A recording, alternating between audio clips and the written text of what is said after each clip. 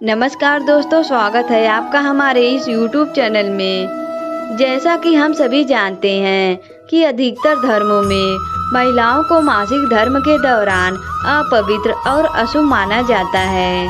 आपने देखा होगा कि मासिक धर्म के दौरान महिलाओं को मंदिर जाने या फिर घर के पूजा घर में भी जाने की इजाज़त नहीं होती। लेकिन अब ये सवाल उठता है कि जब धार्मिक रूप से महिलाओं को मासिक धर्म के दौरान अशुभ और अपवित्र माना जाता है, तो फिर वो इस दौरान कोई व्रत क्यों रखती है, या फिर इस दौरान उन्हें व्रत करने का कोई फल मिलता भी है या नहीं। दोस्तों, इन सवालों का जवाब देने से पहले आपको ये बता दें कि भागवत पुराण के अनुसार मासिक धर्म के दौरान महिलाएं ब्रह्म हत्या जैसी पाप को झेल रही होती हैं। जी हाँ, भागवत पुराण वर्णित कथा के अनुसार एक बार इंद्रदेव किसी अपमानजनक बात से गुरु बृहस्पति उनसे नाराज हो गए और वो स्वर्गलोक छोड़कर कहीं चले गए। उधर जब इस बात की सूचना असुरों को मिली तो असुरों ने देवलोक पर आक्रमण कर दिया, जिससे देवराज को पराजय का सामना करना पड़ा और उन्हें अपनी गद्दी छोड़कर भागना पड़ा। उसके बाद इंद्रदेव ब्रह्मा जी के पास पहुँचे और उनसे मदद करने को कहा।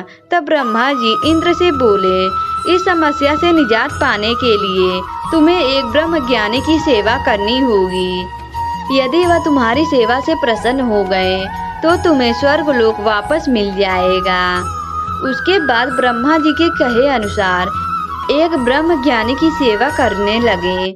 लेकिन इंद्रदेव इस बात से अनजान थे कि जिसकी वो सेवा कर रहे हैं उस ज्ञानी की माता असुर है, जिसकी वजह से उस ज्ञानी को असुरों से अधिक लगाव था।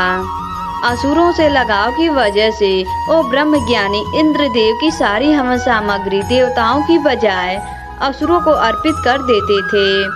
उधर कुछ दिनों बाद जब इस बात का पता इंद्रदेव को चला तो उन्होंने क्रोध में आकर उस ज्ञानी की हत्या कर दी कि उन्होंने ब्रह्म हत्या करके बहुत ही बड़ा अधर्म कर दिया है। तो वो एक फूल में छिपकर भगवान विष्णु की पूजा करने लगे। कुछ दिन बाद विष्णु जी इंद्रदेव की पूजा से प्रसन्न होकर प्रकट हुए और उन्हें बोले, हे देवराज, ब्रह्म हत्या जैसे पाप से मुक्ति के लिए तुम्हें इस पेड़, भूमि, जल और स्त्री से अपना थोड़ा थोड़ा पाप बांटना होगा।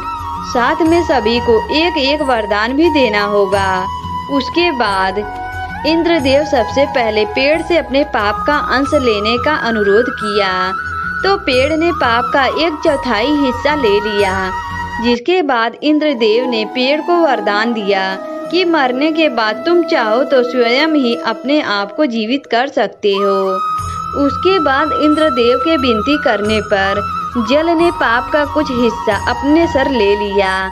बदले में इंद्रदेव ने उसे अन्य वस्तुओं को पवित्र करने की शक्ति प्रदान की। इसी तरह भूमि ने भी इंद्रदेव के पाप का कुछ अंश स्वीकार कर लिया, जिसके बदले इंद्रदेव ने भूमि को वरदान दिया कि उस पर आई चोटें अपने आप भर जाएंगी। अंत में इंद्रदेव स्त्री के पास पहुँचे तो स्त्री ने बाकी बचा पाप का सारा अंश अपने ऊपर ले लिया।